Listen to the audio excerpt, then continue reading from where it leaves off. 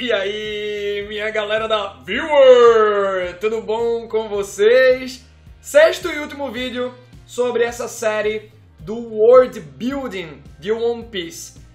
Tivemos 5 vídeos, um sobre o mundo de maneira geral, falando sobre fauna, flora, geografia, os blues, a grande rota, a red line, o clima. Foi um vídeo bem completo. Posteriormente tivemos outros 4 vídeos falando das principais facções, os grupos no mundo de One Piece, os piratas, a marinha, o governo mundial e os revolucionários. Esses vídeos foram mais didáticos. Eu reuni informações que todos vocês podem aprender lendo One Piece apenas. Então eu organizei essas informações de uma maneira mais lógica e didática, apresentando o contexto para quem quiser revisitar esses grupos, essas informações sem precisar ler o mangá todo de novo, mas tá lá. Agora esse vídeo, ele é uma análise sobre a obra One Piece, sobre esse world building. Então, ele é um vídeo que traça uma leitura minha sobre a obra. É um vídeo opinativo.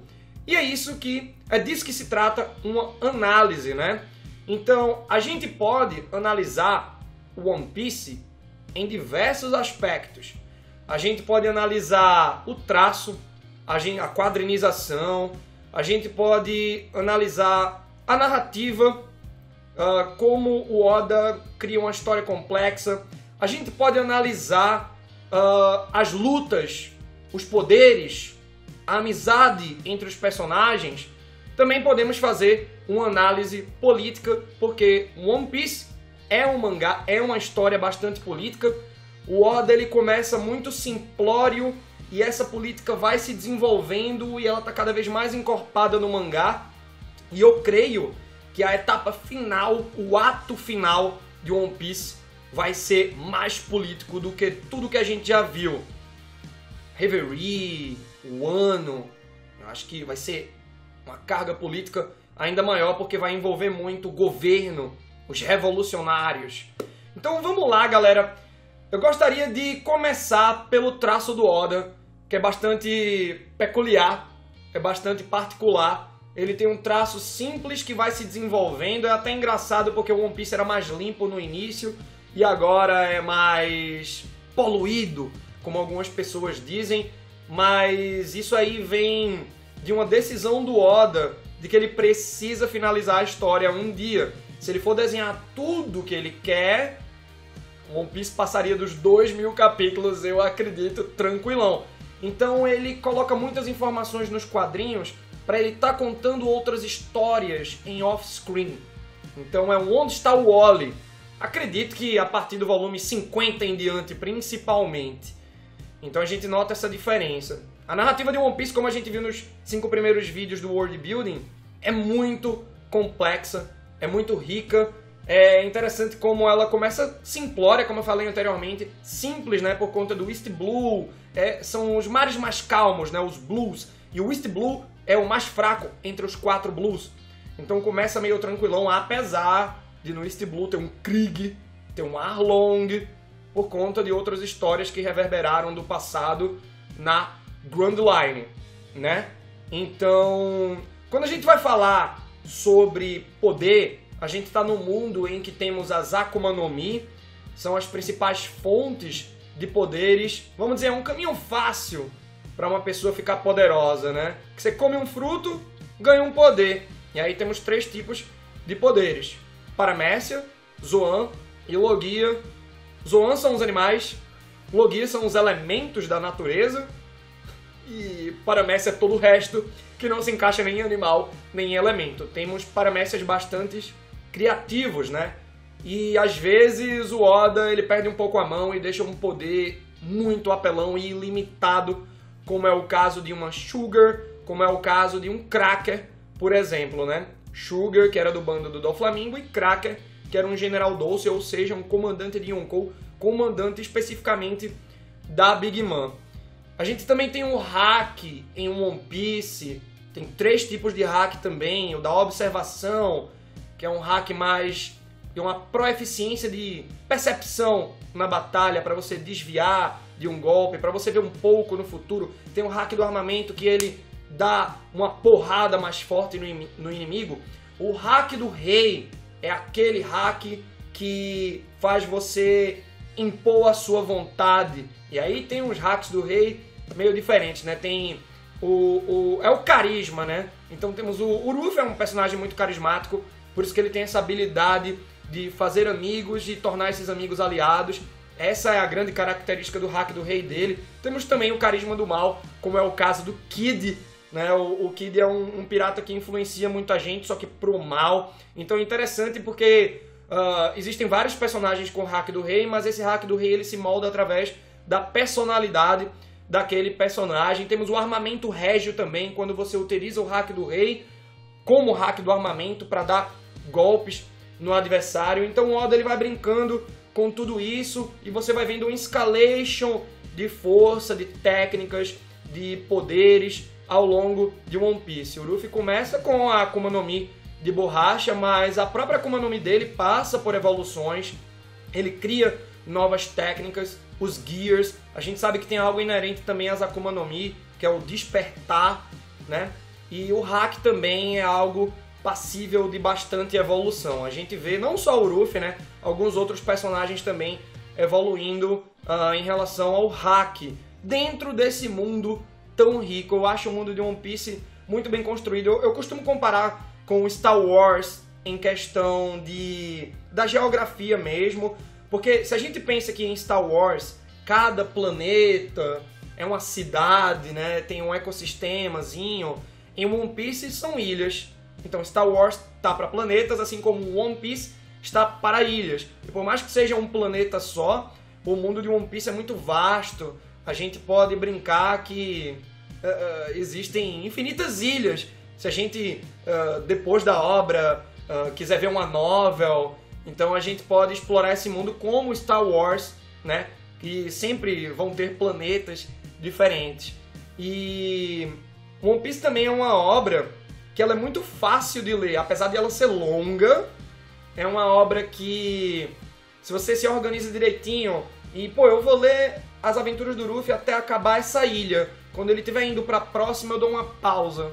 Você pode fazer isso tranquilão, velho. O One Piece ele é bem organizado nesse aspecto de arcos e sagas. O Oda é um cara organizado, ele não dá ponto sem nó.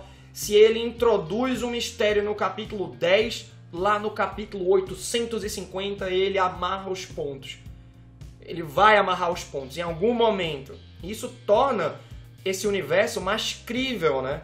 Então One Piece é muito rico por isso, a maneira como ele criou um mundo novo, como ele estabeleceu as regras desse mundo. E claro que a gente também pode falar sobre política. A minha postura como criador de conteúdo é não me esconder com esse tema. Eu gosto muito de falar sobre isso, eu acredito que deixa as análises mais ricas e é um ponto a mais, né? Eu acho que quando a gente analisa o mundo, o traço do Oda, os poderes, o hack, a Akuma no Mi, você está analisando 80% da obra, mas cadê aqueles 20%? Então é importante a gente falar sobre política também, não naquele clima de jogo de futebol, né? A gente sabe que o mundo está bem difícil hoje em dia, bastante polarizado, né? Mas a gente pode sim fazer a leitura lógica do que o Oda nos apresenta como One Piece, através desse viés político também, né? E política eu não estou querendo falar sobre apenas visão de direita, esquerda, anarquismo. Não é isso. Quando a gente tem pautas tipo o racismo, a desigualdade social, que estão presentes em um mangá como One Piece, bastante presentes, a gente vê que são temas que são políticos também, né? Eu costumo comparar muito One Piece com o filme Bacurau. Já vou dizer por quê. A gente tem o Luffy como um bandido. Ele é um pirata no mundo de One Piece. E aí que tá interessante, mas o Luffy é um pirata bom. É por isso que é importante você não rotular. Na série do Falcão e do Soldado Invernal, é o discurso dele para os políticos, para os senadores. Parem de rotular as pessoas como terroristas, como esquerdistas, né? Então, é muito interessante porque o Luffy, ele carrega uma bandeira que ele procura liberdade. Por que ele não foi para a Marinha? São questões que a gente começa a fazer, né? Por que ele não procurou essa liberdade dentro da Marinha, dentro do governo mundial? Porque ele sabe que ali tinha coisa errada. Então eu quero minha própria liberdade, meu próprio caminho. Então ele foi ser um pirata, que dentro de One Piece é a facção dos bandidos, como a gente apresentou no início do world building. E aí é que chega aquele meu ponto do Bacurau, que a gente vê uma história de uma cidade que está sendo oprimida por uma parceria distópica do governo brasileiro com o governo norte-americano, que doa certas terras de uma maneira bastante ilegal, como campos de caça. Então norte-americanos vão para Bacurau, por exemplo, para caçar os moradores. E aí eles precisam pedir ajuda ao bando do Lunga, que é um bandidão. E ele vai ajudar a galera em Bacurau. É muito interessante esse filme. Pra mim é um One Piece da vida real, né? E a gente vê desde o começo a luta do Luffy contra a opressão, contra a desigualdade. Em Shellstown, por exemplo, a cidade está passando por um problema de altos impostos. Tem gente que já está começando a passar fome, enquanto Morgan Mão de Machado está erguendo uma estátua para mostrar sua autoridade. E a gente vê tanto excesso de autoridade, tanto autoritarismo, né? Na vida real e em One Piece. Então o Luffy vai contra o marinheiro, sabe? Ele vai contra o que é o opressor. E é disso que se trata. O Luffy, ele tem esse caráter anárquico. É interessante porque na política, quando a gente vai fazer assim uma aliança, né? Quando a gente pensa no que está mais próximo, o anarquismo está mais próximo da esquerda. O anarquismo, ele nunca se alia com pensamentos de direita, exclusivamente de direita. Porque, claro, na direita e esquerda eles dividem alguns pensamentos também, mas o anarquismo está mais alinhado com a esquerda, né? E a gente vê essa preocupação do Luffy em ser anárquico. Tem algumas pessoas que dizem, mas o Luffy defende monarquia. Primeiro que a monarquia em One Piece, né, é o mais comum da gente ver, é o mais comum dentro daquele universo. Não dá pra gente querer buscar uma reforma política, né, em alguns reinos de One Piece. Para o Luffy chegar lá e querer que Alabasta vire uma democracia. Não, mas o Luffy, ele analisa o que é um bom líder dentro daquele sistema. Pô, e aí a gente tem o Cobra, né, que quando a questão da rebelião do Koza é levada para ele, né, através do Chaka e do Pel, o Chaka e o Pel vão dizendo que eles vão quebrar o palácio todo, e o Cobra diz que quebrem, a gente sai daqui, a gente só não pode ir contra o povo. Se eles estão reclamando, é porque eles têm um motivo, e a nossa nação é o povo. Então vocês veem o caráter sereno e humanitário do Cobra. Então o Luffy, ele não quer que Alabasta seja dominada pelo Crocodile, pela opressão do Crocodile. Ele quer que Alabasta seja governada de uma maneira justa pelo Cobra. Outro sistema seria melhor? Sim, mas a democracia, por exemplo.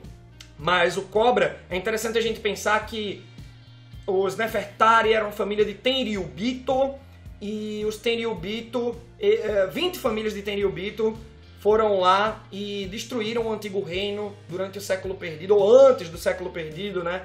E aí veio o século perdido e o mundo como ele é hoje. O que aconteceu nesses 100 anos do século perdido? Eu acredito muito que a Red Line foi formada pelo governo mundial. E aí, bom, os Nefertari, eles poderiam ter virado Tenryubito, não quiseram. E aí eu acho que pra eles é difícil, né? Largar da vida da realeza e pensar num sistema novo. É interessante porque em Walter Seven, por exemplo, a gente tem um prefeito, então parece ter um sistema de democracia, né? Um sistema democrático em que eles elegem um prefeito, é o Iceberg no caso, mas eu acho que Alabasta tá mais difícil. Não dá pra abandonar as coisas do nada, tipo o Don Quixote Holmen, o pai do Doflamingo, quando ele quis abandonar em tempos atuais, algumas décadas atrás, o posto de Tenryubito. A gente viu, né, o que aconteceu com a família do Flamingo. Então é muito interessante esse debate. Desde o começo, o Luffy, ele pega como inimigo aquele que é opressor. Seja marinheiro, seja ele pirata, seja agente do governo mundial. O Luffy, ele tem um caráter anárquico, lutando com bom senso, apesar dele ser bobo, dele ser atrapalhado, dele precisar dos outros membros do grupo para aprender novas coisas. Ele tem um caráter justo para levar igualdade para as pessoas, né?